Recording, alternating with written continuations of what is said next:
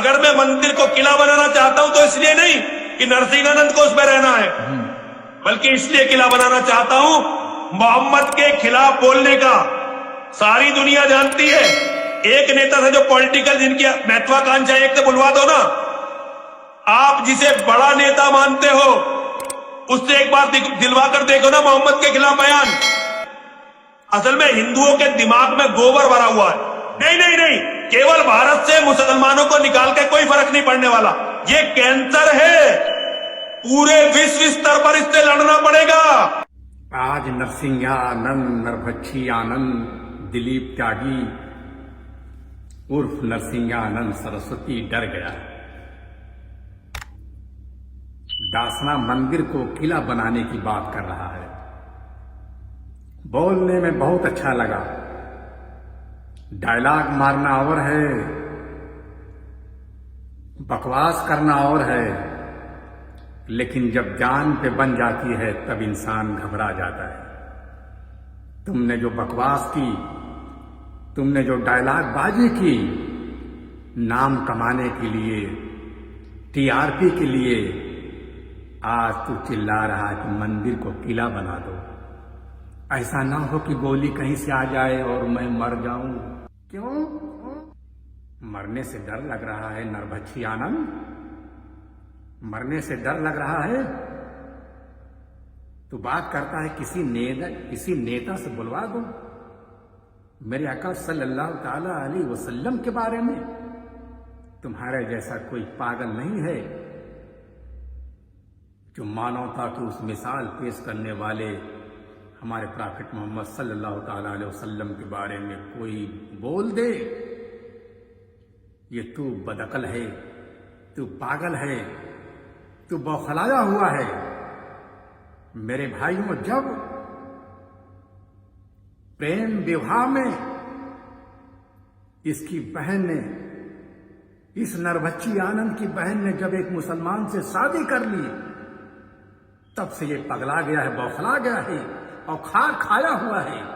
तब से उल जरूर बकने की कोशिश करता रहा और वक्त का इंतजार करता रहा, और जब उसकी सत्ता आ गई तब ये अपनी भड़ास को निकाल रहा है और इसकी कोई सच्चाई, कोई हकीकत नहीं है। तो बात करता है किसी नेता से बुलवा दो।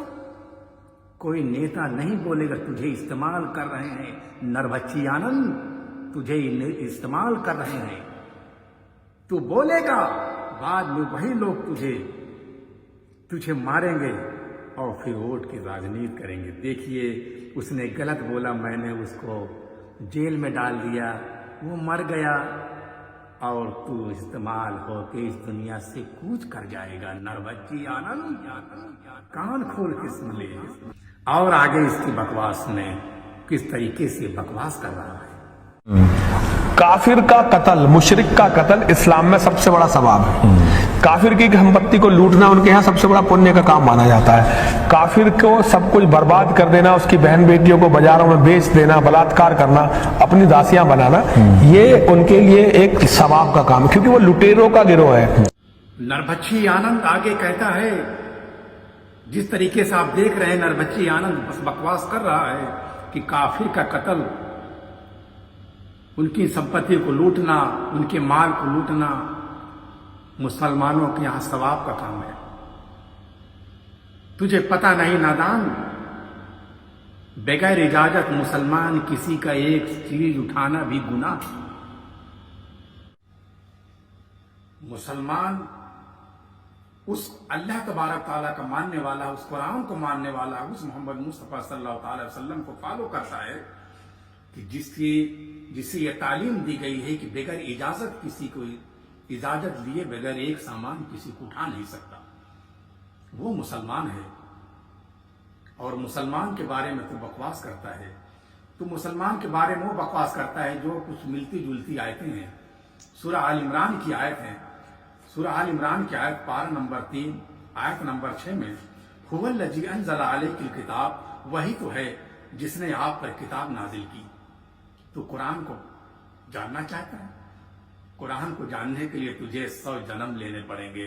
तो कहता है ना कि मैं पिछले जन्म में पैदा होऊंगा, तो फिर भी मैं मुसलमानों के खिलाफ बोलूंगा।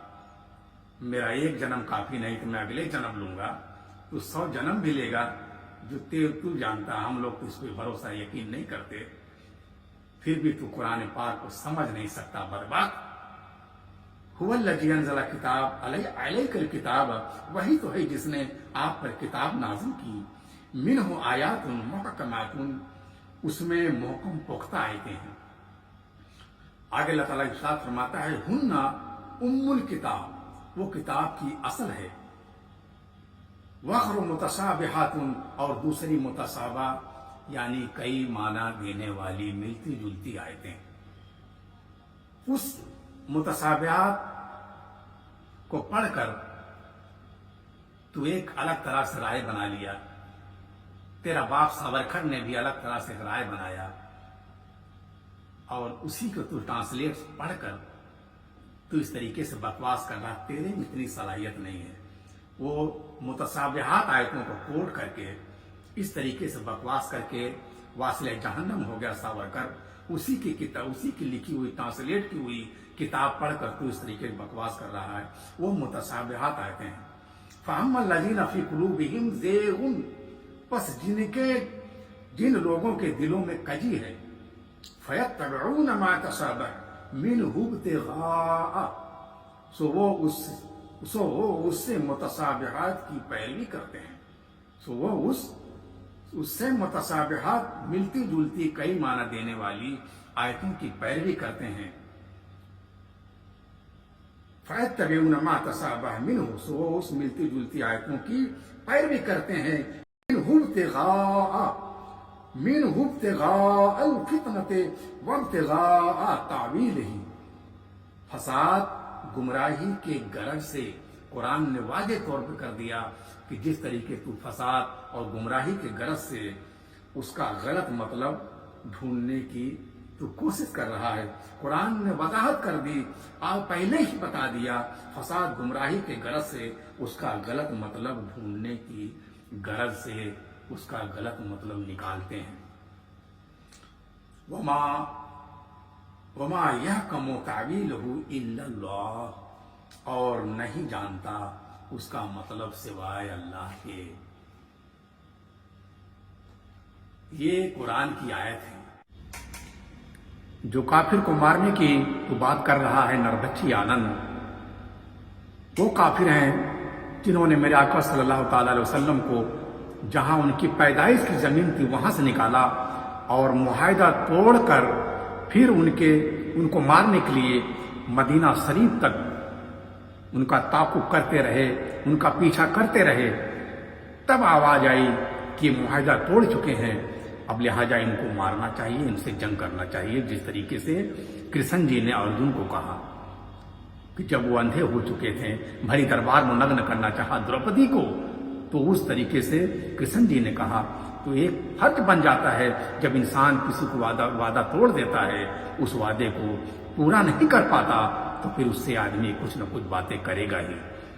तो उस वक्त आर्डर हुआ कि अब इन्हें मारो, ऐसा ना हो कि तुम्हें मार दें, अपने बचाव के लिए मारना जरूरी है। मैं आपके चैनल के माध्यम से जो लोग मेरे कत्ल की बात कर रहे हैं, मैं उन्हें ये चुनौती देता हूं, आए वो अपनी किताब लेके बैठे, मैं उनकी किताब लेके बैठता हूं, उसके इंग्लिश ट्रांसलेशन लेके बैठता हूं। ठीक है, कोई किताब किसी हिंदू ने नहीं लिखी है, कोई किताब किसी जो है हमारे मतलब जिसे कहते हैं मतलब जो हिंदूवादी कट्टरवाद पंथी है उन्होंने नहीं लिखी है। किताबें लिखी हैं या तो मुसलमानों ने या किताबें लिखी है ईसाइयों ने। उन किताबों को लेकर बैठते हैं। हिंदुओं की मुझे एक किताब बताओ जो ये कहती हो कि चाहे मैं कितना ही पापी हूं, मैं चाहे कितना ही पापी हूं, लेकिन मेरा कत्ल करके मेरी औरत छीन लेना ये तुम्हारा अधिकार है। एक किताब बताओ, मैं पापी हूं, मेरा वध करो, मेरे परिवार का कोई लेना देना नहीं है, क्योंकि कुरान ये सिखाती है भाई। ठीक है नरबच्ची आनंद, ठीक है, तो ये कहता है कि वो अपनी किताब लेकर आए, मैं अपनी किताब लेके आऊं, तो मेरा ईमेल नंबर नोट कर aa.ansarali776@gmail.com। और हिंदुओं के तू कहता एक किताब बताओ, मैं एक नहीं, मैं किताब तो बताऊंगा, लेकिन उससे पहले तुझे जो एक सीरियल बना उस सीरियल का तुझे लाइव सबूत पेश करना चाहता हूं। उसको देख और किस तरीके से उसको अंजाम दिया गया है। भरे दरबार में हार जाते हैं, भरे दरबार में हार जाते हैं तेरे धार्मिक लोग और भरे दरबार में नग्न करते हैं, नग्न किया जाता है और तेरे बड़े बड़े आचार्य कुछ बोल नहीं पाते हैं। मैं तुझे सबूत पेश करता हूं।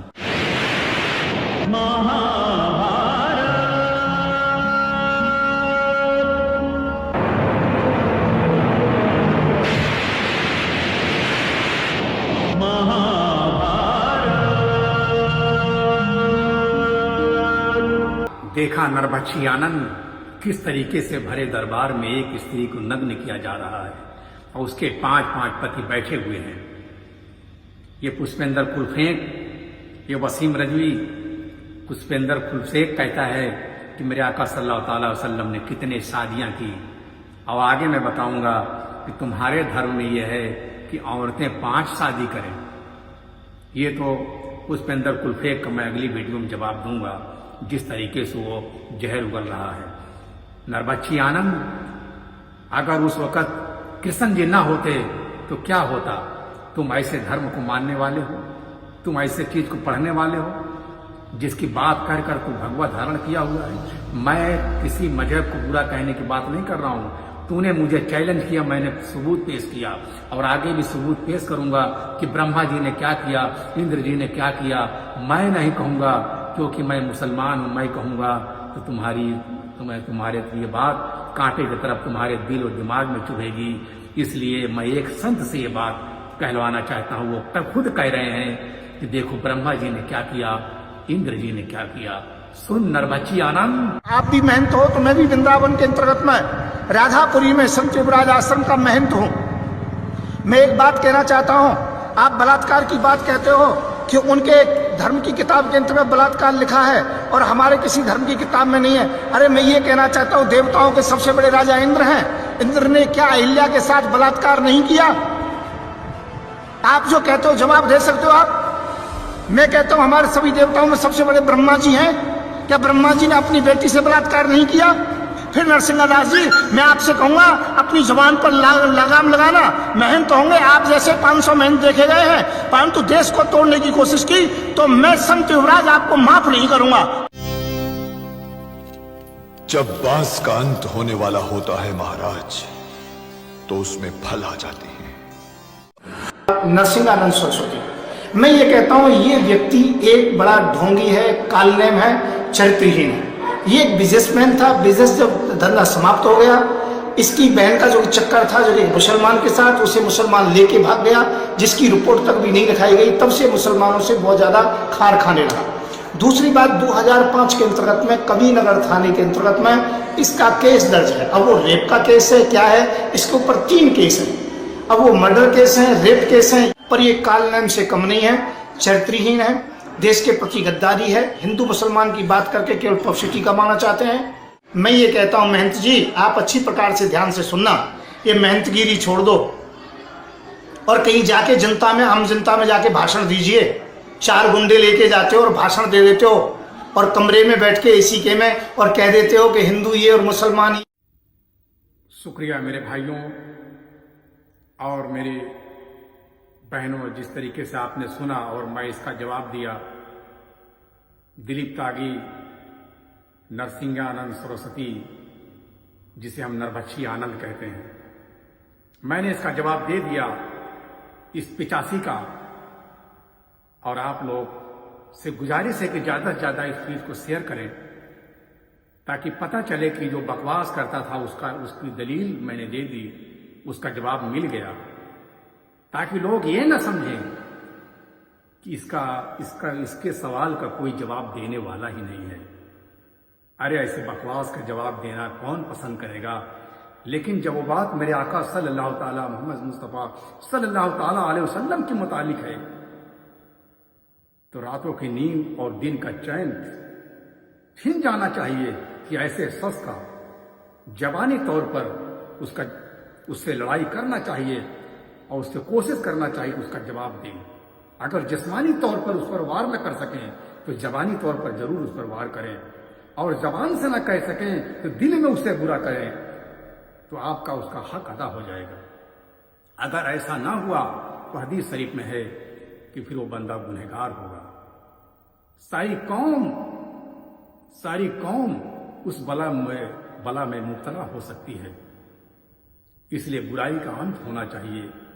बुराई को बुरा समझो, बुराई को कभी भलाई की नजर से मत देखो, चाहे वो किसी की भी बुराई हो।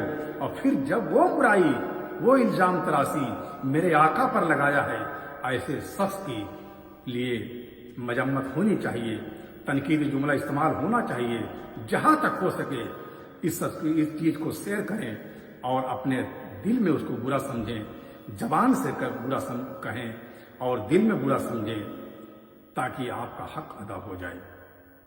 बस यही बात मुझे कहनी थी और आगे भी मैं इसका दलील देता रहूंगा, इसका जवाब देता रहूंगा और इसके मुतालिक दलील पेश करता रहूंगा। और अभी खत्म नहीं हुआ मामला, अभी लड़ाई हमारी चालू है, क्योंकि एक शख्स और है पुष्पेंद्र कुल्फे, उसका भी अगली वीडियो में जवाब दूंगा, जवाब देने की कोशिश करूंगा।